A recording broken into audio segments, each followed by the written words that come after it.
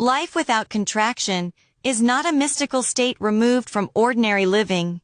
It is the quiet shift that occurs when the body no longer organizes itself around defense. For most people, subtle bracing has become so familiar it feels natural. A tightening in the chest, a holding in the belly, a constant readiness in the jaw or shoulders. This contraction forms the background of identity. It creates the sense of a separate self that must manage, protect, and control. When contraction softens, something profound yet simple emerges. Experience continues, but it is no longer filtered through tension. Thoughts arise without gripping the nervous system. Emotions move without becoming threats. Sensation flows without being interpreted as danger. The body remains open even when life is intense. Without bracing, perception widens. Attention is no longer narrowed by vigilance. The environment feels less adversarial and more relational. There is space between stimulus and response, and within that space a natural intelligence operates. Action becomes cleaner, more precise, less reactive. Effort reduces because energy is no longer consumed by constant guarding. Life without contraction does not mean passivity. It means responsiveness without fear. The body can mobilize when needed and settle when the moment passes. Flexibility replaces rigidity. Trust replaces chronic anticipation of harm. In this openness, identity becomes lighter. The sense of me is no longer constructed from tension. What remains is simple presence, awake, embodied, and at ease within the unfolding of life. Trust is often misunderstood as a belief or a positive expectation about the future.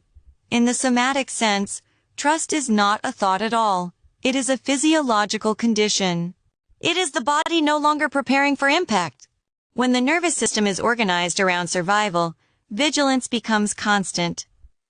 Muscles subtly brace, breath shortens, attention scans for threat. Even in moments of apparent calm, there is a background contraction that assumes something could go wrong. In this state, trust feels impossible because the body is already positioned against life. As regulation deepens, something shifts beneath cognition. The breath lengthens without effort. The jaw softens, the belly no longer holds, the heart rate steadies. The system begins to register the present moment as safe enough. From here, trust emerges naturally. It is not chosen. It appears when defense recedes. Trust as a somatic state means the body can remain open while uncertainty exists. It does not require guarantees. It does not demand control. The organism senses that it can respond to what arises rather than preemptively guarding against it. There is flexibility instead of rigidity, receptivity instead of contraction. This form of trust is deeply practical. Decisions become clearer because perception is no longer distorted by fear. Relationships become more honest because protection is reduced. Action becomes precise because it is not driven by urgency. Ultimately, trust is the body's quiet confidence in its own capacity to meet experience. When survival relaxes, trust is what remains. Steady, grounded, and present within the unfolding of life. Moving through the world from openness is not about becoming unguarded or naive. It is about functioning without chronic bracing. When survival is no longer the organizing principle of the nervous system, posture, perception, and action subtly change. The body is upright but not rigid. The breath is steady rather than held. Attention is wide instead of narrowed by constant evaluation. In contraction, the world is approached as something to manage. Interactions are filtered through anticipation. What might go wrong? What must be controlled? How to secure safety. This stance consumes energy and distorts perception. It creates unnecessary friction in work, relationships, and decision-making. From openness, engagement becomes direct. The nervous system registers the present moment rather than projecting threat into it. Listening deepens because there is less internal noise. Boundaries become clearer because they are not reactive. Action arises from discernment instead of defense. Openness does not eliminate challenge. Intensity still moves through the body. Disagreement still occurs. Uncertainty still exists. The difference is that the system does not collapse or harden in response. It can mobilize when needed and settle when the moment passes. There is fluidity rather than oscillation between tension and exhaustion. Over time, this way of moving becomes natural. Effort decreases because energy is not spent maintaining a protective shell. Presence increases because attention is no longer preoccupied with survival strategies. Life feels participatory rather than adversarial. To move through the world from openness is to allow experience while remaining grounded, responsive, steady, and at ease within the unfolding of daily life.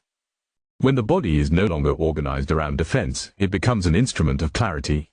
Instead of distorting perception through tension and vigilance, it begins to register information directly.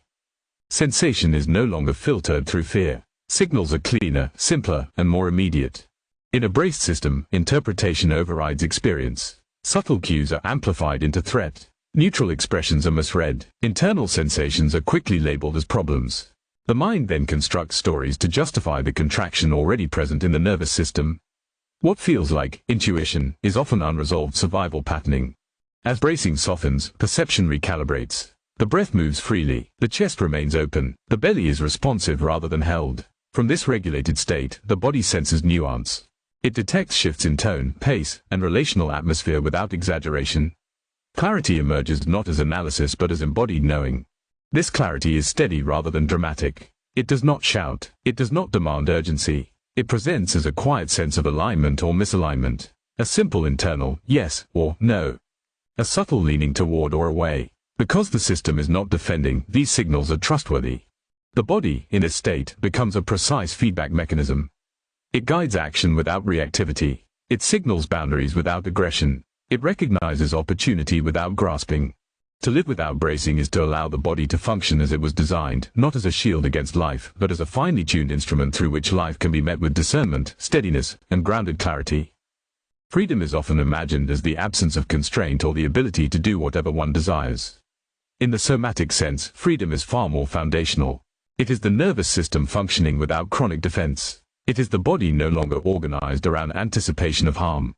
When survival becomes the baseline state, the system narrows. Muscles hold, breath shortens, attention fixates on potential threat. Over time, this contraction feels normal. The organism forgets what ease feels like and begins to equate tension with readiness. What is actually protective rigidity is mistaken for strength. As regulation deepens and bracing dissolves, a different baseline reveals itself. The breath becomes fluid, the spine upright yet supple, the senses open rather than scanning. The system regains its capacity to move between activation and settling without getting stuck in either. This flexibility is the essence of freedom. Freedom at the level of the nervous system does not mean a life without challenge. It means the capacity to meet challenge without losing coherence. Activation can arise when necessary and resolve when the moment passes. Rest can occur without vigilance interrupting it. The organism trusts its ability to respond. In this state, energy that was once tied up in guarding becomes available for creativity, connection, and purposeful action. Identity softens because it is no longer constructed from defense. Presence stabilizes because there is less internal interference. Freedom, then, is not something to achieve. It is what remains when survival is no longer the dominant organizing force of the body. When chronic bracing dissolves, what remains is not weakness but softness. This softness is not fragility. It is the absence of unnecessary tension. It is the body no longer preparing for impact when no impact is present. For much of life, hardness masquerades as strength. Tight muscles, guarded posture, emotional restraint, these are often interpreted as stability. Yet beneath them is effort. The system is working continuously to hold itself together. This effort narrows perception and limits responsiveness. As survival relaxes, the organism begins to settle into a more natural state. The jaw loosens, the breath deepens, the chest opens without force. There is a quiet yielding in the belly. This softness allows sensation to move freely rather than becoming trapped. Emotions pass through without becoming identities. Thoughts arise without tightening the body around them. Softness increases sensitivity, but not overwhelm. Because the nervous system is regulated, it can register subtle shifts without amplifying them into threat. This makes discernment clearer, not clouded. The body becomes more attuned and simultaneously more stable. In this state, interactions feel less combative. Listening deepens. Boundaries are expressed without aggression. Action emerges without strain. The system no longer needs to harden in order to function. The softness that remains is the body's original tone, flexible, responsive, and at ease. It is strength without rigidity. It is openness without collapse. It is the quiet steadiness that becomes possible when defense is no longer the foundation of identity.